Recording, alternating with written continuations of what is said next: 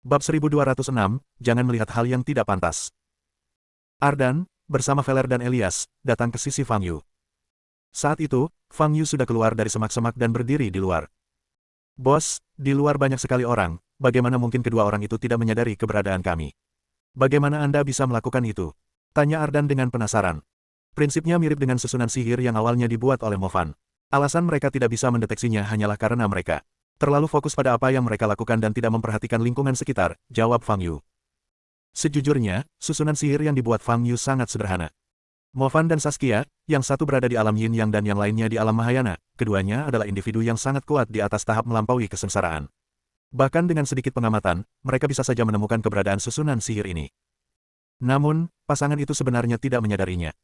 Setelah memasang formasi besar Yin Yuan mereka memulai babak pekerjaan baru. Pada saat itu, di dalam makam Wan Jie, keduanya telah memasuki keadaan konsentrasi penuh dan suasananya sangat intens. Karena Saskia sudah memiliki penampilan yang memikat dan tubuh yang menggoda, banyak kultivator pria di sekitarnya menatapnya dengan mata terbelalak. Ardan pun tidak terkecuali, dia tidak bisa mengalihkan pandangannya. Elias, yang berpegang pada prinsip untuk tidak melihat hal yang tidak pantas, memalingkan kepalanya untuk melihat ke arah lain. Aku tidak menyangka seorang kultivator dengan tingkat kultivasi setinggi ini akan tertarik pada hal semacam ini. Aku telah mempelajari sesuatu yang baru, kata Ardan dengan kagum sambil menyaksikan pemandangan di depannya. Tapi itu wajar, wanita ini memang cantik. Jika kukatakan padamu bahwa wanita cantik yang kau bicarakan ini kemungkinan besar berusia lebih dari 1000 tahun, apakah kau masih akan tertarik? Kata Fang Yu sambil tersenyum menggoda. Hah, Ardan terdiam sejenak, lalu menatap Fang Yu dengan heran dan berkata, Bos, apakah Anda bercanda? Wanita ini sama sekali tidak terlihat seperti berusia 1000 tahun. Kalau aku ingat dengan benar, dia hanya 6 tahun lebih muda dariku, jadi sekarang dia seharusnya sudah berusia lebih dari 1300 tahun, kata Veler dengan tenang dari samping. Lebih dari 1300 tahun. Ardan menoleh lagi, menatap Veler, lalu melihat ke depan, dan berkata, lihat kulitnya, dia sama sekali tidak terlihat lebih dari 1000 tahun. Menurutmu, untuk apa dia memasang susunan sihir di pemakaman itu? Tanya Fang Yu. Susunan sihir Agung Yin Yuan itu kemungkinan besar adalah kunci untuk menjaga kulitnya tetap putih dan kecantikannya. Agar seseorang yang berusia lebih dari 1000 tahun dapat mempertahankan tubuh fisik yang awet muda, satu-satunya pilihan adalah merasuki tubuh orang lain, sehingga mengubah penampilan mereka melalui teknik penyamaran. Namun, praktik ini pasti akan menyebabkan penurunan tingkat kultivasi seseorang. Oleh karena itu, sebagian besar kultivator hanya mempertahankan penampilan yang relatif tua, dan selama fungsi tubuh mereka baik-baik saja, tidak perlu mengubah tubuh mereka. Tentu saja, ada juga beberapa kultivator seperti Veler yang, meskipun umur mereka ratusan atau ribuan tahun, tidak terlihat terlalu tua. Para kultivator tipe ini umumnya adalah individu yang sangat berbakat yang dapat berkultivasi hingga tingkat yang sangat tinggi dalam waktu singkat, sehingga tubuh fisik mereka menua sangat lambat. Sekalipun Saskia dan Movan sangat berbakat, mustahil bagi mereka untuk mempertahankan penampilan mereka saat ini seolah-olah berusia 20-an atau 30-an. Oleh karena itu, jika mereka tidak memiliki yang lain, mereka pasti telah menggunakan apa yang disebut formasi Agung Yin Yuan untuk menyerap energi tertentu agar dapat mempertahankan penampilan dan tubuh fisik mereka yang awet muda. Berusia lebih dari 1300 tahun. Itu sudah cukup untuk menjadi nenek saya, yang usianya lebih dari 10 kali lipat usianya. Pikiran bahwa dua orang yang berpelukan di udara di depannya sama-sama berusia lebih dari 1000 tahun membuatnya merasa canggung tanpa alasan yang jelas, dan dia menggigil. Beberapa menit berlalu, dan Movan serta Saskia masih sama sekali tidak menyadari apa yang terjadi di luar. Mereka masih melakukan apa yang mereka sukai. Di antara para petani di luar, beberapa yang lebih tua tidak dapat lagi menahan diri. Beraninya mereka melakukan hal memalukan seperti itu di makam Wan Jie di Daksilin kita. Sungguh tidak bermoral dan memalukan. Teriak seseorang dengan marah.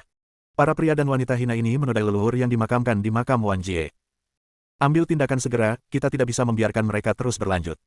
Sekelompok kultivator yang lebih tua, betapapun memikatnya Saskia, kehilangan minat untuk terus menonton dan dengan marah menyerbu maju. Fang Yu juga merasa bahwa waktunya sudah tepat. Jika dilihat lebih jauh, ini benar-benar tidak masuk akal.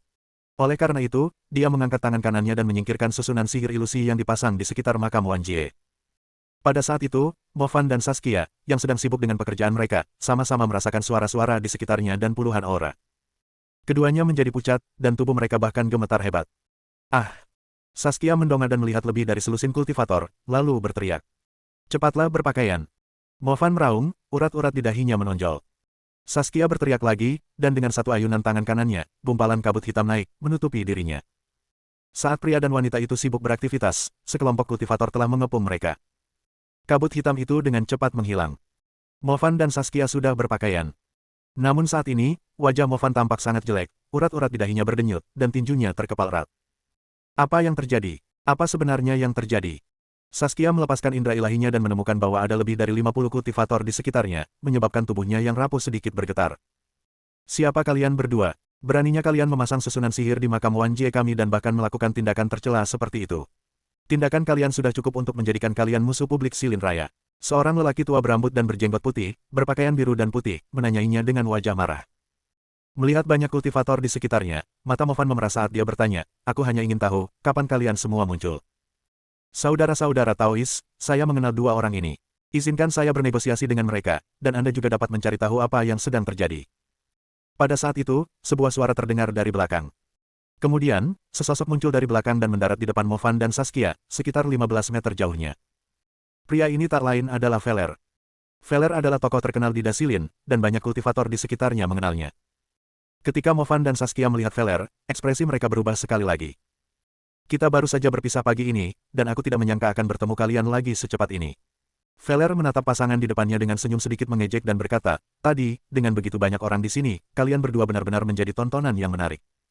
Movan menggertakkan giginya dan menatap tajam Veler. Kau ingin tahu sejak kapan kita semua berada di sini? Biar ku pikirkan. Veler berpikir sejenak dan menjawab, oh, kalian baru saja memasang susunan sihir dan kemudian berpelukan. Kita sudah berada di sini sejak saat itu. Mendengar itu, Movan merasa pikirannya kosong, dan amarahnya meledak. Apa yang dia dan Saskia lakukan? Sebenarnya dilihat oleh begitu banyak orang. Ini sungguh memalukan. Matanya merah padam saat menatap Veler. Saskia, yang berdiri di samping, juga menggigit bibir merahnya, wajahnya penuh amarah. Hei, kalian berdua para pesina, bukankah kalian yang paling suka pamer? Senyum Veler semakin lebar saat dia berkata, kalian baru saja menyaksikan begitu banyak orang bermesraan di depan umum, bukankah seharusnya kalian bahagia? Mengapa kalian terlihat begitu marah? Niat membunuh Movan semakin menguat saat dia menatap Veler dan bertanya dengan dingin, Veler, kau akan menyesali semua yang telah kau lakukan. Veler sedikit menyipitkan matanya dan tetap diam. Saskia, jangan takut. Selama kita membunuh semua orang di sini, masalah ini tidak akan tersebar. Movan menoleh ke Saskia dan berkata. Mata Saskia sedikit berkedip, dan dia mengangguk. Pada saat yang sama, tatapannya menajam, dipenuhi dengan niat membunuh. Movan mengangkat kepalanya, melihat sekeliling, dan senyum dingin muncul di wajahnya. Dia berkata, benar, kita menyerap energi yin dari kerangka-kerangka di makam. Untuk memulihkan tubuh kita. Dasar orang gila yang kurang ajar, apa kau tahu apa yang kau lakukan? Tegur seorang pemimpin sekte. Aku tahu, dan sebentar lagi aku akan menjadikan semua orang di sini bagian dari kerangka di bawah makam ini, kata Movan dingin. Boom. Begitu dia selesai berbicara, auranya meledak. Kultivasi alam yin yangnya telah terungkap sepenuhnya. Tekanan udara di sekitarnya tiba-tiba turun drastis. Ekspresi wajah para kultivator yang mengelilingi Movan dan istrinya berubah. Mereka semua merasakan tekanan yang mengerikan. Orang ini adalah pakar yang sangat handal dalam tahap melampaui kesengsaraan. Seru seseorang. Kau, baru tahu terlambat. Saskia tertawa kecil dan membuka kedua tangannya. Mendesis. Seberkas energi hitam terpancar dari tubuh Saskia. Bab 1207, Serangan Balik yang Gila-gilaan. Aura dari alam Mahayana. Pakar lain yang mampu melampaui tahapan kesengsaraan. Para kultivator di sekitarnya semuanya menjadi pucat pasi. Mereka tidak pernah menyangka bahwa pria dan wanita yang melakukan perbuatan terlarang di makam Wan Jie akan memiliki kultivasi yang begitu menakutkan. Meskipun saat ini sudah umum melihat para ahli di tahap transendensi kesengsaraan, intensitas aura kedua orang ini sungguh menempatkan mereka di bawah tekanan yang sangat besar. Jika kau ingin menyalahkan seseorang, salahkan Veler. Dialah yang membawa kalian pada kematian. Movan tertawa terbahak-bahak, kekuatannya tiba-tiba melonjak. Dia mengangkat kedua telapak tangannya, dan bola cahaya biru terang mengembun di telapak tangannya, menunjuk ke arah Veler di depannya dan kelompok kultivator di belakangnya. Serangan itu belum dilancarkan, tetapi auranya sudah mencekik. Sulit dibayangkan betapa besar kehancuran yang akan ditimbulkannya jika dilepaskan. Kalian semua, matilah. Movan meraung, hendak melepaskan auranya. Veler dan para kultivator lainnya semuanya memasang ekspresi serius dan hendak menghindar. Namun tepat pada saat itu, sesosok tiba-tiba muncul di belakang Movan. Klik-klak. Movan menjerit kesakitan, merasakan nyeri tajam di belakang lututnya, dan jatuh berlutut. Boom. Kekuatan kecil yang ia lepaskan dari tangannya menghancurkan tanah hingga terbelah. Ekspresi Saskia berubah drastis. Dia segera menoleh, dan cahaya hitam memancar dari tangan kanannya, membentuk cambuk panjang, yang diayunkan ke arah sosok itu. Namun, cambuk panjang ini, yang dipenuhi energi jahat, langsung digenggam di tangan lawan. Ah! Saskia menjerit dan merasakan kekuatan luar biasa di lengan kanannya yang mencengkeram cambuk. Sebelum dia sempat melepaskan pegangannya, terdengar suara retakan yang tajam dari persendian lengannya. Klik-klak. Kemudian, terjadi dua ledakan lagi. Tempurung lutut Saskia juga hancur, membuatnya tidak mungkin berdiri, dan dia berlutut di tanah. Wus. Pada saat itu, sosok tersebut kembali muncul di hadapan Saskia dan Movan. Barulah kemudian Movan dan istrinya, beserta para kultivator di sekitarnya, dapat melihat sosok tersebut dengan jelas. Ini Fang Yu. Para kultivator di sekitarnya terdiam sejenak, lalu seseorang berseru kaget. Reputasi Fang Yu di Beidou begitu besar sehingga tidak berkurang bahkan setelah dia menghilang selama beberapa bulan. Sederhananya, karena apa yang dia lakukan sebelumnya sangat mengejutkan dan tidak lazim. Tak seorang pun menyangka Fang Yu akan muncul di tempat ini. Fang Yu. Movan menatap Fang Yu, jantungnya berdebar kencang dan napasnya menjadi terengah-engah. Dia tidak pernah menyangka akan bertemu Fang Yu hari ini, di tempat seperti ini. Kalian semua salah paham tentang Lao Yuan. Sebenarnya, akulah yang melakukan semuanya, kata Fang Yu sambil menatap Movan. Movan menatap Fang Yu, terdiam tanpa kata. Aku pernah bertarung melawan klon wanitamu sebelumnya, kau seharusnya tahu itu, kan? Tanya Fang Yu. Saskia menatap Fang Yu, wajahnya pucat dan matanya dipenuhi rasa takut. Aku mengumpulkan begitu banyak orang dari berbagai sekte di sini hari ini hanya untuk mengungkap rencanamu memasang jebakan di makam Wan Jie, kata Fang Yu. Adapun apa yang terjadi setelahnya, kau benar-benar tidak bisa menyalahkanku. Itu adalah aksi dadakanmu sendiri, jadi kau tidak bisa menyalahkan orang lain. Movan, dengan napas terengah-engah dan mata merah, menatap Fang Yu dan berkata, Fang Yu, aku tahu kau ada. Tapi kami tidak menyimpan dendam padamu, kenapa? Tidak ada dendam atau permusuhan. Fang Yu mengangkat alisnya, menatap Saskia, dan berkata, apakah aku tidak salah dengar? Atau kau tidak memberitahunya situasinya? Saskia gemetar saat dia bertemu dengan tatapan Fang Yu. Kaulah, atau lebih tepatnya klonmu, yang menyerang duluan, kata Fang Yu acuh tak acuh. Si lonceng angin kecil menyuruhku membalaskan dendamnya. Jadi, aku datang. Saskia menatap Fang Yu, terdiam. Saat klonnya bergerak, dia tidak pernah menyangka bahwa pria yang tampak biasa ini sebenarnya adalah Fang Yu. Inilah Fang Yu, yang telah berturut-turut membunuh Xiu Tao, Xuan Wu Daoren, Revano, dan bahkan Wei pun mewaspadainya. Apa yang kau inginkan?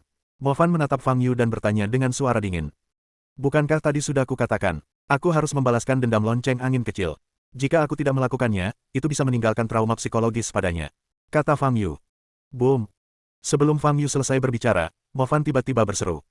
Bagi seorang kultivator di alam Yin Yang, hancurnya tempurung lutut bukanlah masalah besar. Jika diselimuti oleh ki sejati, ia dapat terus berfungsi sebagai kerangka yang sehat. Movan melepaskan serangan dahsyat, dan semburan cahaya biru melesat. Boom! Batu-batu nisan di sekitarnya langsung roboh. Di tengah asap dan debu, Movan meraih tangan Saskia, berniat mengeluarkan jimat teleportasi dari sakunya dan segera melarikan diri dari tempat itu. Aku sarankan kau mencoba melawan balik, kalau tidak kau akan berakhir seperti Revano, mati dengan cara yang mengerikan dan membuat pertarungan ini tidak menarik bagiku. Suara Fang Yu terdengar oleh mereka berdua. Ekspresi Movan berubah saat indera ilahinya mendeteksi sosok Fang Yu. Itu ada di atas sana. Movan mengangkat kepalanya dan menatap langit. Dia menggertakkan giginya, mengangkat Saskia, dan mencoba mundur. Masih ingin kabur? Baiklah kalau begitu. Fang Yu memandang asap dan debu di bawah dan mengangkat tangannya. Segel pengikat bumi. Tiba-tiba, semburan cahaya muncul di tanah. Pada saat itu, gaya gravitasi yang bekerja pada tanah ini tiba-tiba meningkat puluhan kali lipat. Movan, yang sedang menahan Saskia di udara dan berusaha melarikan diri, seketika kehilangan keseimbangannya. Dia mengertakkan giginya dan melepaskan energi sejati yang lebih kuat lagi, mencoba melepaskan diri dari gravitasi ini dan melarikan diri dari area ini. Namun, semakin kuat energi sejatinya dilepaskan, semakin kuat pula gravitasi yang dihasilkan. Dia tidak mampu melawan gaya gravitasi dan pergi, bahkan tidak bisa mempertahankan ketinggiannya, sehingga jatuh ke bawah. Boom! Movan dan Saskia terjatuh dengan keras ke tanah disertai bunyi dentuman yang keras. Pada saat itu, tanah tempat mereka berdiri diselimuti cahaya biru samar. Lampu biru ini bertindak seperti perekat yang kuat, menekan tubuh mereka dengan erat ke tanah, sehingga mereka tidak dapat bergerak. Fang Yu turun dari langit, menatap Movan, dan mengangkat telapak tangan kanannya. Pada saat itu, Movan tahu bahwa dia tidak bisa lagi berpikir untuk melarikan diri. Mereka hanya bisa mengerahkan seluruh kekuatan mereka untuk mencoba melawan Fang Yu demi mendapatkan kesempatan untuk bertahan hidup. Ah! Movan meraung, melepaskan seluruh kekuatan energi sejatinya. Kekuatan seorang ahli alam Yin yang sepenuhnya ditampilkan pada saat ini. Para kultivator yang menyaksikan pertempuran di sekitar mereka menjadi pucat pasi. Pada saat ini, energi sejati mereka tidak dapat tetap stabil, bahkan sedikit tertekan dan terpaksa menyusut kembali ke dalam tubuh mereka. Mereka segera mundur untuk menghindari terjebak dalam baku tembak. Veler, yang berdiri di belakang, dengan hikmat membangun penghalang pelindung, menyelimuti Ardan dan Elias di belakangnya. Kalian berdua mundur, kata Veler kepada Ardan dan Elias. Guru, apa yang Anda inginkan? Tanya Elias. Meskipun Fang Yu kemungkinan besar tidak membutuhkan bantuanku, kedua orang ini, bagaimanapun juga, adalah musuhku. Aku tidak bisa membiarkan dia membunuh mereka semua, kata Veler. Elias ragu sejenak, lalu mengangguk dan mundur bersama Ardan. Veler menyingkirkan perisai pelindungnya, menatap Fang Yu di depannya, lalu bergegas maju. Pasukan penguasa surgawi. Mo Fan berdiri, dan tinju kanannya menghantam tanah seolah-olah terbakar dengan api biru. Boom! Seluruh area makam Wanji, beserta batu-batu nisan di atasnya, runtuh. Dan area runtuhan ini jauh melampaui makam Wanji dan terus menyebar keluar. Hal ini mematahkan segel pengikat bumi yang telah digunakan Fang Yu. Fang Yu mendorong tubuhnya dengan kakinya dan melayang ringan ke udara. Mo Fan mengangkat kepalanya, menatap Fang Yu di udara, matanya merah padam, dan berkata dengan suara dingin, "Fang Yu, karena kau tidak mau memberiku jalan keluar, maka aku akan mempertaruhkan nyawaku untuk mengambil sepotong dagingmu." Banyak orang berpikir demikian, tetapi pada akhirnya mereka semua gagal karena aku berkulit tebal, kata Fang Yu sambil tersenyum tipis. Kurasa kau pun tidak terkecuali. Angin dan petir menggelegar. Mo Fan meraung dan mengucapkan mantra. Swoosh! Pada saat itu juga, Mo Fan menghilang, berubah menjadi embusan angin yang menyapu Fang Yu di langit. Dentur. Di tengah angin kencang, kilat menyambar tak terhitung jumlahnya. Fang Yu tidak menghindar atau bergeming, tetapi berdiri diam, mengangkat telapak tangan kanannya, dan mengepalkannya erat-erat. Patah. Dalam sekejap, seluruh ruang di depannya hancur seperti kaca, memperlihatkan banyak retakan. Angin puting beliung yang diciptakan Mo Fan langsung lenyap begitu bertemu dengan ruang yang hancur. Engah. Sosok Mo Fan muncul, terbang mundur sambil menatap Fang Yu dengan tak percaya. Bisakah itu dengan mudah menghancurkan ruang? Bukankah ini teknik yang hanya bisa dikuasai oleh para abadi? Mo Fan. Ketika Saskia melihat Mo Fan muntah darah, dia menjerit melengking dan mengangkat kedua lengannya yang indah ke arah Fang Yu. Bab 1208, Kekuatan Penghancur. Tarian ilusi hibiskus. Saskia memancarkan aura merah muda seperti buah persik, yang menyapu Fang Yu seperti tornado. Dalam sekejap, Fang Yu diliputi oleh aura berwarna peach. Saat itu, Fang Yu tetap tak bergerak di tengah aura berwarna peach. Aroma berwarna merah muda peach ini, seperti semut-semut kecil yang tak terhitung jumlahnya, mencoba menyerbu tubuh Fang Yu melalui setiap pori-pori. Begitu sedikit saja jejaknya masuk ke dalam tubuh, ia akan langsung menghasilkan efek halusinogen. Kemudian, aku kehilangan kendali atas diriku sendiri. Ini adalah teknik umum yang digunakan dalam sebagian besar seni rayuan, kecuali teknik yang digunakan Saskia memiliki jangkauan yang lebih luas dan tidak memiliki titik buta. Namun, dari segi tingkat teknik, ini masih tergolong sangat mendasar. Cara terbaik untuk menciptakan ilusi pada seseorang adalah dengan membuat mereka memasuki ilusi tersebut tanpa mereka sadari. Keduanya telah masuk Akademi Suci, dan hanya ini kemampuan mereka. Fang Yu menggelengkan kepalanya sedikit, sebuah pikiran terlintas di benaknya. Boom! Sebuah kekuatan dahsyat meledak dari tubuh Fang Yu. Gumpalan besar aroma berwarna peach itu langsung lenyap. Saat auranya menghilang, Fang Yu mengulurkan 3 jarinya ke depan. Instrumen 3 senar Sang Guru Agung. Begitu mantra diucapkan, 3 untaian perak halus melesat keluar dari ujung jari ketiga orang itu, mengejar Mo Fan dan istrinya yang berusaha melarikan diri. Mo Fan dan istrinya sedang berlari dengan kecepatan penuh ketika tiba-tiba mereka merasakan kekuatan luar biasa menarik pergelangan kaki mereka, menyebabkan mereka kehilangan keseimbangan. Sudah kubilang jangan lari. Fang Yu sedikit mengerutkan kening, memandang Mo Fan dan istrinya yang berada 100 meter jauhnya, dan dengan lembut menarik dengan 3 jari yang telah diulurkannya. Ah! Mo Fan dan istrinya berteriak kesakitan dan ditarik kembali bersama. Namun ketika mencapai jarak sekitar 50 meter, benda itu tiba-tiba berhenti. 3 jari Fang Yu sedikit bergetar. Sementara itu, Mo Fan dan Saskia, yang berada di kejauhan, gemetaran seluruh tubuh seolah-olah mereka tersengat listrik. Ah! Bahkan teriakan mereka pun terdengar gemetar. Pemandangan ini tampak aneh sekaligus cukup lucu. Para kultivator yang telah mundur cukup jauh semuanya menunjukkan ekspresi terkejut. Tingkat kultivasi yang ditunjukkan oleh Mo Fan dan Saskia sama-sama merupakan kultivator tahap melampaui kesengsaraan sejati. Awalnya mereka mengira bahwa menghadapi ahli papan atas seperti itu, bahkan Fang Yu, akan membutuhkan perhatian serius, dan bahwa ini akan menjadi pertempuran yang mengguncang dunia. Namun di luar dugaan, begitu mereka mulai berkelahi, hasilnya benar-benar timpang. Mo Fan dan Saskia selalu memikirkan cara melarikan diri, sementara Fang Yu sepertinya mempermainkan, bahkan bermain-main, dengan mereka berdua. Seperti yang diharapkan dari seorang bos. Pasangan ini sangat menyedihkan. Ardan mengeluarkan kipas kertas dan dengan santai mulai mengipasi dirinya sendiri. Namun, Elias tetap menatap lurus ke depan dengan penuh perhatian. Ardan mengangkat tangannya, merangkul bahu Elias, menepuknya, dan berkata, "Saudara Murong, tenanglah. Situasi seperti ini bukan apa-apa bagi atasan kita." Elias terkejut sejenak, dan hendak berbicara. Boom! Pada saat itu, terdengar suara gemuruh dari depan. Cahaya terang terpancar dari tempat Mo Fan dan Saskia berada. Kemudian, cahaya itu memudar. Di belakang Mo Fan dan Saskia, muncul sesosok hantu raksasa.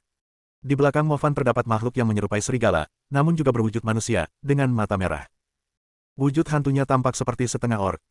Sosok samar di belakang Saskia adalah seekor laba-laba dengan mantel hitam pekat. Kedua orang ini secara langsung melepaskan hantu purba mereka. Fang Yu. Saskia tiba-tiba berteriak. Fang Yu memandang Saskia. Mata Saskia yang memikat tiba-tiba berubah menjadi hitam pekat pada saat itu. Teknik mata. Sebuah indera ilahi langsung mengunci seluruh tubuh Fang Yu. Tatapan Fang Yu tetap tertuju, seolah-olah sudah terpengaruh oleh ilusi Saskia. Wajah Saskia berseri-seri gembira, dan dia membuat segel tangan dengan kedua tangannya. Ekspresi Feller berubah, dan dia hendak berangkat untuk mendukung Fang Yu. Namun tepat pada saat itu. Engah. Saskia menatap mata Fang Yu, tetapi merasakan kilatan cahaya keemasan di dalamnya. Asteris memukul, asteris. Suara dentuman keras. Ah! Darah berceceran dari mata Saskia. Dia segera menutup matanya, mengeluarkan jeritan yang memilukan, seluruh tubuhnya gemetar. Saskia. Movan meraung dan bergegas ke sisi Saskia. Dia menyingkirkan tangan Saskia yang gemetar dan melihat rongga matanya yang kosong. Kedua bola mata terbuka lebar. Saat ini, tubuh Saskia bergetar hebat, dan dia hampir tidak mampu mempertahankan kestabilan energi sejatinya. Darah mengalir dari rongga matanya. Movan sangat marah, matanya merah padam, dan dia benar-benar sudah gila. Dia tidak pernah menyangka akan menghadapi musibah seperti ini hari ini. Kita baru saja membahasnya kemarin, jangan memprovokasi Fang Yu. Namun hari ini, Fang Yu muncul tepat di depan mereka dan mengepung mereka. Dia pernah bermimpi mencapai keabadian bersama Saskia, tetapi sekarang. Movan menoleh, memandang Fang Yu, lalu ke arah sekelompok kultivator yang mundur ke kejauhan. Kalian semua akan mati. Aku akan membunuh kalian semua. Movan meraung liar, meraih Saskia, dan melesat ke langit. Dalam hitungan detik, dia melayang ke udara setinggi 3 atau 400 meter, mengangkat tangan kanannya, dan menahannya di atas kepalanya. Cahaya ilahi matahari dan bulan. Movan berteriak sambil membuka telapak tangannya. Bas! Cahaya menyilaukan terpancar dari tubuhnya. Pada saat itu juga, semua orang di sekitar merasakan nyeri yang menyengat di mata mereka dan segera memalingkan muka. Namun sedetik kemudian, mereka merasakan gelombang kekuatan mengerikan turun dari langit. Bersamaan dengan itu, cuacanya sangat panas. Ekspresi semua kultivator di sekitar berubah, dan mereka buru-buru melepaskan energi sejati mereka untuk memadatkan perisai pelindung dalam upaya untuk memblokir serangan tersebut. Tapi, perisai ki itu tidak berguna. Mereka bisa merasakan sensasi menyengat di kulit mereka, yang lama-kelamaan semakin intens. Seolah-olah ada kobaran api yang menyala. Ah! Banyak biksu yang berteriak kesakitan. Ardan, yang berada di belakang, dengan cepat meraih Elias di sampingnya, mengaktifkan Void Ring, dan berteleportasi sejauh 500 meter. Namun ketika mereka muncul dari jarak 500 meter, mereka mendapati bahwa cahaya itu masih menyebar ke arah mereka. Sial, mantra dengan jangkauan seluas ini. Seru Ardan kaget, tepat sebelum mengaktifkan Void Ring lagi untuk berteleportasi. Bang! Pada saat itu, terdengar suara dentuman keras dari langit yang jauh. Cahaya yang menyebar itu tiba-tiba berhenti. Pada saat yang sama, pancaran cahaya awal juga cepat menghilang. Ayo kita kembali. Ardan kembali meraih Elias dan berteleportasi kembali ke titik terdekat. Pada saat itu, 3 sosok meluncur turun dari langit di atas makam Wan Jie, yang telah hancur menjadi kawah akibat ledakan. Fang Yu, bersama Movan dan Saskia, adalah orang-orang yang kepalanya sedang ia tahan. Saat itu, wajah mereka berdua telah berubah bentuk akibat pukulan Fang Yu, dan mereka tidak berdaya untuk melawan. Boom! 2 detik kemudian, tanah meledak lagi. Fang Yu menekan tubuh Movan dan Saskia ke dalam tanah, terus menekan mereka hingga hampir 100 meter di bawah tanah. Kedua orang ini hampir tidak mampu berteriak lagi. Tanah itu sunyi senyap. Para petani di sekitarnya tampak pucat dan masih gemetar. Kulit mereka menunjukkan beberapa bekas luka bakar. Jika cahaya itu bertahan selama 10 detik atau lebih, mereka mungkin akan hangus menjadi abu. Inilah kekuatan seorang ahli alam Yin Yang. Para kultivator di tahap integrasi dan jiwa baru lahir ini bahkan tidak memiliki kualifikasi untuk bertarung, mereka hanya bisa dibunuh seperti semut. Seandainya Fang Yu tidak ada di sana, mereka semua pasti akan mati di tangan Movan. Feller berdiri di sana, menatap kawah di depannya, matanya terbelalak kaget. Awalnya dia berniat untuk mengambil langkah, tetapi sekarang sepertinya bukan lagi gilirannya. Wuss! Beberapa detik kemudian, sesosok muncul dari dalam lubang itu. Retakan! 2 tubuh mengerikan dilemparkan ke tanah oleh Fang Yu, mendarat tepat di depan Feller. Maaf, seharusnya aku menyisakan satu untukmu, tapi situasinya kritis barusan, dan aku sedikit terlalu gegabah, kata Fang Yu. Feller memandang Movan dan Saskia yang tergeletak di tanah. Pada saat itu, keduanya hampir tidak dapat dikenali sebagai manusia, tubuh mereka dipenuhi luka dan darah.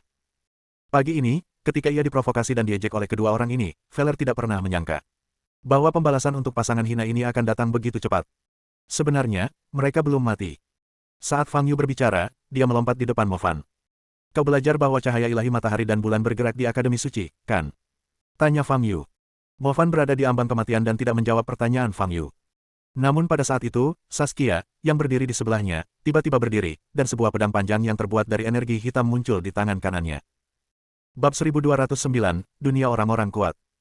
Dia mengangkat pedang panjangnya dan menebas tepat ke kepala Fang Yu. Wus! Namun, sedetik kemudian, kilatan cahaya muncul. Klik! Kepala Saskia terlempar lebih dari 10 meter. Tubuh tanpa kepala itu berdiri diam, darah mengalir deras. Engah! Kemudian, tubuh tanpa kepala itu langsung jatuh ke tanah. Tatapan mata Feller dingin, dan bila melengkung yang terbentuk di tangannya dengan cepat menghilang. Tidak, Mo Fan mengeluarkan raungan kesakitan. Ini adalah pembalasan yang pantas kalian terima, kata Feller dingin. Saat itu, ketika kalian membunuh tuan kalian dan melarikan diri, kalian berdua seharusnya tahu bahwa hari ini akan tiba. Setelah mendengar kata-kata Feller, raungan Mo Fan tiba-tiba berhenti. Dia mendongak ke arah Feller, dan senyum tampak muncul di wajahnya, yang telah babak belur hingga sulit dikenali. Kau sudah tahu sejak awal. Feller menggelengkan kepalanya dan berkata, aku hanya menebak, tapi aku tidak menyangka tebakanku benar. Hahaha, kau baru menyadari kamilah pembunuhnya. Ada apa dengan otakmu? Kau telah mengecewakan bajingan tua itu. Mo Fan meraung histeris, sekarang, bukan kau yang membalas dendam untuk bajingan tua itu. Ini orang luar. Feller, aku belum kalah darimu. Aku belum kalah. Bajingan tua itu, dia masih mati dengan mata terbuka lebar. Hahaha. Mengapa kau membunuhnya? Tanya Feller dingin, suaranya dipenuhi amarah. Petik 2 titik. Karena aku membencinya, aku membenci perlakuan tidak adilnya terhadapmu dan aku. Aku benci karena dia selalu meremehkanku dan memujimu. Kata Mo Fan, tiba-tiba berdiri dan menerjang Feller. Saat dia menerjang Feller, kekuatan luar biasa meletus dari tubuhnya. Apakah ini upaya penghancuran diri? Mata Fang Yu sedikit berkedip. Saat itu, Feller tetap tak bergerak, seolah enggan menghindar. Fang Yu sedikit menyipitkan matanya dan mengangkat telapak tangan kanannya. Sebelum Mo Fan sempat menyentuh Feller, seluruh tubuhnya terkunci oleh kekuatan yang luar biasa, membuatnya tidak dapat bergerak. Ah! Gigi Mo Fan bergemeletuk, dan dari suara itu saja Anda bisa mendengar kekesalan dan ketidakrelaannya. Feller, Fang Yu, bahkan jika Saskia dan aku menjadi hantu pendendam, kami tidak akan pernah membiarkanmu pergi. Saat dia berbicara, kekuatan di dalam dirinya tiba-tiba meningkat tajam. Bang! Detik berikutnya, terdengar suara dentuman keras. Tempat di mana Mo Fan berada hancur bersamaan dengan itu. Ruang itu hancur berkeping-keping seperti kaca. Tubuh Mo Fan juga berubah menjadi kepingan-kepingan yang tak terhitung jumlahnya, yang tersedot ke dalam celah-celah ruang angkasa kecil itu dan menghilang. Aura milik Mo Fan juga menghilang. Fang Yu menarik tangan kanannya, menatap Feller, dan berkata, karena kau telah membunuh satu, izinkan aku membantumu dengan yang lainnya. Apakah itu tidak masalah? Feller terdiam sejenak, lalu tersadar dan mengangguk sedikit. Dia menatap mayat Saskia tanpa kepala di depannya, lalu melirik ruang di depannya yang runtuh bersama Mo Fan. Pada saat itu, dia merasakan campuran emosi. Dia sama sekali tidak merasa kasihan pada Mo Fan dan Saskia, dua orang hina yang membunuh tuan mereka. Namun, ia sama sekali tidak pernah membayangkan bahwa orang-orang yang membunuh tuannya bertahun-tahun lalu adalah pasangan yang hina ini. Bahkan hingga hari ini, meskipun Mo Fan dan Saskia berulang kali memprovokasi dan menyindirnya di depan umum, dia tidak pernah menghubungkan pembunuh tuannya dengan Mo Fan dan Saskia. Dulu, guru sangat baik kepada Mo Fan dan Saskia. Mengapa kau membunuh tuanmu yang baik dan lembut itu? Hanya karena favoritisme yang tidak berdasar. Ini jelas merupakan distorsi psikologis Mo Fan sendiri. Saat itu, gurunya tidak pernah menunjukkan pilih kasih. Ia bahkan sering menyuruh Feller untuk menjaga baik-baik adik laki-lakinya yang tidak berguna, Mo Fan, dan adik perempuannya yang lembut, Saskia. Namun pada akhirnya, tepat ketika lelaki tua ini mendekati akhir hayatnya dan hendak meninggal dengan tenang, ia secara tragis dibunuh oleh dua muridnya yang paling disayangi. Feller merasa semakin tertekan saat memikirkannya, dan napasnya menjadi berat. Tiba-tiba ia merasa bahwa membiarkan Mo Fan dan Saskia mati seperti ini terlalu mudah bagi mereka. Pasangan hina ini pantas mendapatkan siksaan paling ekstrim yang bisa dibayangkan, membuat mereka berharap mereka mati. Melihat wajah Feller, Fang Yu tahu bahwa dia sedang merasa sangat buruk. Meskipun detailnya tidak diketahui, kita dapat menyimpulkan gambaran umum dari percakapan antara Mo Fan dan kedua orang tersebut sebelum kepergian Mo Fan. Membunuh majikan sendiri akan dikutuk dan diadili pada era itu. Mempertimbangkan perasaan Feller, Fang Yu tidak berkata apa-apa lagi, melainkan melompat ke langit. Saat ini, yang disebut makam Wan Jie telah menjadi kawah besar. Kelompok kultivator sekte yang telah diberitahu oleh Ardan masih terbewilderet. Saudara-saudara Taois, saya Fang Yu, kalian semua pasti mengenal saya, kata Fang Yu. Saya juga memikul sebagian tanggung jawab atas kehancuran makam Wan Jie. Petik 2 titik. Tidak, Guru Fang, itu adalah tindakan yang benar baginya untuk melenyapkan dua penjahat yang menodai makam Wan Jie. Bagaimana mungkin kami membiarkan Anda bertanggung jawab? Seorang kultivator yang lebih tua dengan cepat melambaikan tangannya dan berkata, mencari seseorang di Jember hari ini. Bersedia berbohong tentang bagaimana kami bertemu. Begitu dia berbicara, para kultivator lainnya tersadar dan mengulangi kata-katanya. Pemimpin Sekte Wansu benar sekali. Guru Fang baru saja menyelamatkan hidup kami, bagaimana mungkin kami membiarkanmu bertanggung jawab? Makam Wan Jie adalah tempat untuk menghormati leluhur kita. Jika hancur, bisa dibangun kembali nanti. Guru Fang tidak perlu bertanggung jawab. Masalahnya terletak pada pasangan jahat itu. Para kultivator di sekitarnya semuanya tersenyum dan terus membungkuk serta memberi hormat, takut menjadi sasaran Fang Yu. Awalnya saya ingin menawarkan kompensasi, tetapi karena kalian semua berpikir saya benar, maka mari kita biarkan saja seperti itu, kata Fang Yu sambil tersenyum. Jika ada di antara kalian yang mengalami ketidakadilan serupa di masa mendatang, beritahu saya. Jika saya punya waktu, saya pasti akan membantu. Petik 2. Baik, terima kasih, Guru Fang. Para petani di sekitarnya semuanya membungkuk dan menyatukan tangan sebagai tanda salam. Fang Yu kemudian berbalik dan kembali ke Ardan dan Elias. Ayo pergi, kata Fang Yu. Mau kemana? Tanya Ardan. Fang Yu melirik Elias dan berkata, tuanmu sedang tidak dalam suasana hati yang baik, jadi kau harus berhati-hati. Aku tidak akan mengganggunya, aku akan pulang sekarang. Baik, Tuan Fang, jawab Elias. Setelah itu, Fang Yu dan Ardan pergi bersama. Elias, di sisi lain, terbang ke arah Feller. Dalam perjalanan pulang, mata Fang Yu berkedip-kedip saat ia merenungkan sesuatu yang baru saja terjadi. Hal ini tidak ada hubungannya dengan hubungan cinta-benci antara Feller, Mo Fan, dan Saskia, melainkan merupakan teknik yang digunakan oleh Mo Fan. Cahaya ilahi matahari dan bulan. Teknik ini sangat mirip dengan teknik yang digunakan oleh orang lain yang pernah ditemui Fang Yu sebelumnya. Atau lebih tepatnya, makhluk lain. Itulah utusan ilahi bersayap 10 yang telah secara paksa menyeretnya keluar dari terowongan ruang angkasa di wilayah barat. Dalam satu ruang yang sama, utusan ilahi bersayap 10 itu menggunakan gerakan yang hampir sama dalam upaya untuk membunuh Fang Yu. Penghakiman cahaya suci. Mereka sangat mirip, hampir identik. Tentu saja, kekuatan utusan ilahi bersayap 10 pada saat itu jauh lebih kuat daripada kekuatan Mo Fan barusan. Selain itu, ketika Dewa bersayap 10 menggunakan jurus ini, jurus tersebut disertai dengan kekuatan cahaya dan kekuatan penghancur. Penggunaan cahaya ilahi matahari dan bulan oleh Mo Fan secara bertahap meningkatkan daya hancurnya, tanpa mencapai puncaknya di awal. Meskipun demikian, kedua teknik tersebut sangat mirip. Apakah ini suatu kebetulan, atau... Sebelum Mo Fan meninggal, Fang Yu mengajukan satu pertanyaan terakhir kepadanya, apakah cahaya ilahi matahari dan bulan adalah sesuatu yang ia pelajari di Akademi Suci. Namun, Mo Fan tidak menjawab, dan Fang Yu tidak memiliki kesempatan untuk menggali ingatannya. Jika gerakan ini dipelajari di dalam Akademi Suci, apakah itu berarti utusan ilahi bersayap 10 juga masuk ke Akademi Suci? Ini tampaknya tidak masuk akal. Karena di belakang utusan ilahi bersayap 10 seharusnya terdapat kuil para dewa. Mantra-mantra yang dimilikinya pasti diperoleh dari kuil para dewa, atau diajarkan oleh utusan ilahi bersayap 12 yang agung dan perkasa.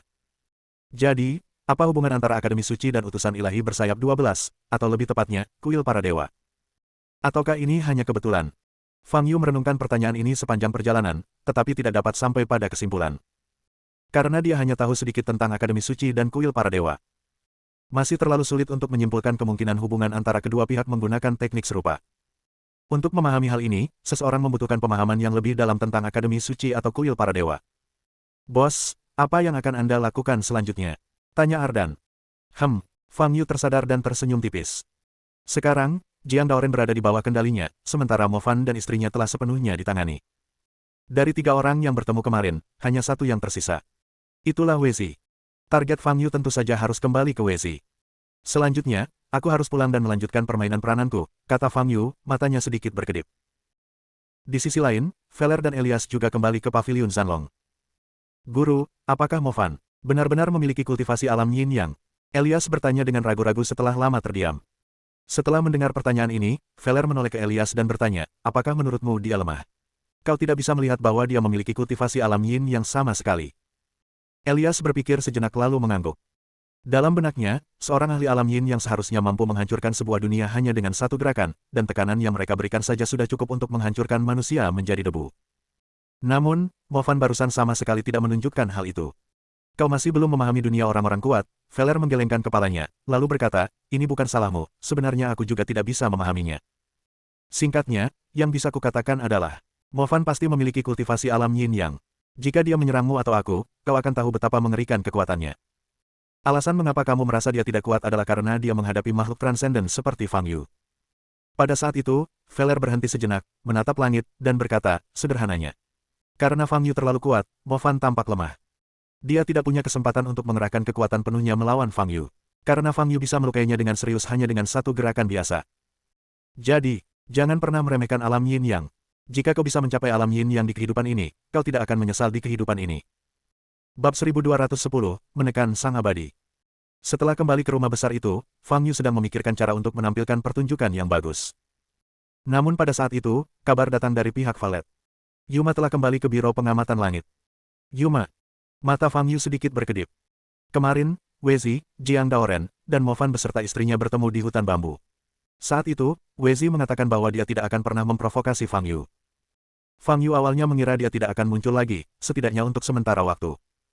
Namun, apakah Yuma telah kembali ke Biro Pengamatan Langit? Apakah lembah Baikong sudah kembali normal? Setelah berpikir sejenak, Fang Yu memutuskan untuk pergi ke Biro Pengamatan Langit secara langsung. Jadi, sebelum dia sempat menetap, dia dan Ardan pergi ke Biro Pengamatan Langit. Setibanya di Biro Pengamatan Langit, ia bertemu Yuma bahkan sebelum memasuki halaman dalam. Saat itu, Yuma berada di alun-alun, berkeliling melihat 3 daftar utama. Sun Ken mengikuti di belakangnya. Fang Yu dan Ardan langsung berjalan mendekat. Fang Yu, ada apa kau kemari? Tanya Yuma sambil menatap Fang Yu. Hanya jalan-jalan saja, kata Fang Yu sambil tersenyum. Aku datang ke sini mencarimu kemarin, tapi kau tidak ada di sini. Anak buahku juga tidak bisa menghubungimu. Kemana kau pergi? Yuma sedikit mengerutkan kening dan menjawab, kemarin. Aku kembali ke gubuk bambu di pinggiran kota untuk beristirahat seharian. Oh, Fang Yu mengangguk, tanpa berkata apa-apa lagi. Karena kau di sini, kebetulan ada sesuatu yang ingin kujelaskan padamu. Yuma teringat sesuatu, melambaikan tangannya, dan memberi isyarat kepada Sun Ken. Sun Ken mengangguk dan segera berlari menuju halaman dalam. Fang Yu mengangkat kepalanya dan melihat peringkat suci dan peringkat surga di depannya. Peringkat teratas di peringkat surgawi telah berubah lagi. Saat ini, peringkat pertama adalah Aden, dan semua nama setelahnya adalah nama-nama yang belum pernah saya dengar sebelumnya. Kedelapan keluarga besar asli tersebut kini tidak lagi memiliki talenta luar biasa yang muncul di 20 peringkat teratas dalam peringkat surgawi. Bahkan nama Lin Zhengsu pun saat ini tidak terlihat di 50 besar. Ini juga menunjukkan bahwa setelah kebangkitan energi spiritual, seluruh dunia seni bela diri Beidou, betapapun kacaunya, memang telah berubah. Adapun peringkat suci, peringkat ini lebih stabil dibandingkan dengan peringkat surgawi. Li Yuan menduduki peringkat teratas, diikuti oleh Veler di peringkat kedua. Sementara itu, Martin saat ini berada di peringkat ketiga. Perubahan setelah kebangkitan energi spiritual sungguh luar biasa, ujar Yuma dari samping. Memang, akhir-akhir ini kau malu keluar rumah jika belum mencapai tahap jiwa baru lahir, jawab Fang Yu. Sedangkan untuk kultivator tahap pemurnian Qi sepertiku, mungkin aku harus menggali terowongan bawah tanah untuk mencari tempat tinggal. Hehe, seandainya ada lebih banyak orang sepertimu di tahap pemurnian Qi, Beidou tidak akan berada dalam kekacauan seperti sekarang, Yuma tertawa. Sambil berbicara, Fang Yu mengamati Yuma dalam diam. Sejauh ini, setidaknya dia tampaknya tidak merasakan sesuatu yang terlalu aneh. Tidak ada yang aneh atau tidak wajar dalam nada suaranya, matanya, atau bahkan ekspresinya. Ini tidak sepenuhnya sesuai dengan apa yang dikatakan Sun Ken dan bawahannya. Tentu saja, pemahaman Fang Yu tentang Yuma sama sekali tidak sebanding dengan pemahaman Grid Wei dan para bawahannya. Lagi pula, Sun Ken dan bawahannya telah bersama Yuma setidaknya selama 1 dekade. Namun, Fang Yu cukup pandai membaca ekspresi dan sikap orang lain. Dia seharusnya bisa merasakan jika Yuma sedikit pun tidak wajar. Namun, dilihat dari perilakunya barusan, Yuma benar-benar normal. Omong-omong, apakah ada perubahan pada prasasti penghubung abadi baru-baru ini? Tanya Fang Yu setelah berpikir sejenak. Setelah mendengar pertanyaan Fang Yu, Yuma seolah teringat sesuatu dan menjawab, memang benar. Ada satu nama yang hilang. Oh, Fang Yu menatap Yuma dan bertanya, apa yang terjadi? Hanya ada satu nama yang hilang. Nama yang berada di bagian paling atas prasasti penghubung abadi adalah Revano, bukan, kata Yuma. Oh, aku membunuh orang itu, kata Fang Yu lagi. Kau, membunuhnya. Yuma jelas terkejut dan berkata, kapan kau melihat Revano? Itu terjadi beberapa waktu lalu. Adapun alasan mengapa aku membunuhnya, aku hanya bisa mengatakan bahwa dia memprovokasiku terlebih dahulu, jawab Fang Yu. Petik 2 titik titik titik. Kau benar-benar membunuhnya. Yuma masih tampak tidak yakin dan bertanya lagi. Ya, kalau tidak, mengapa namanya hilang? Fang Yu mengangkat alisnya dan berkata. Ini, Yuma terkejut. Apa, kau mengenalnya? Tanya Fang Yu. Tidak, hanya saja ini pertama kalinya dalam bertahun-tahun sebuah nama menghilang dari prasasti kenaikan abadi, jawab Yuma. Aku hanya terkejut kau benar-benar bisa membunuh seseorang yang terhubung dengan prasasti kenaikan abadi. Menurut apa yang dikatakan Xiu Tao sebelumnya, mereka yang namanya tertera di prasasti kenaikan abadi semuanya memiliki potensi untuk menjadi abadi. Maksudmu, aku membunuh seorang calon immortal? Fang Yu tertawa. Kalau begitu, aku akan merasa lebih puas lagi.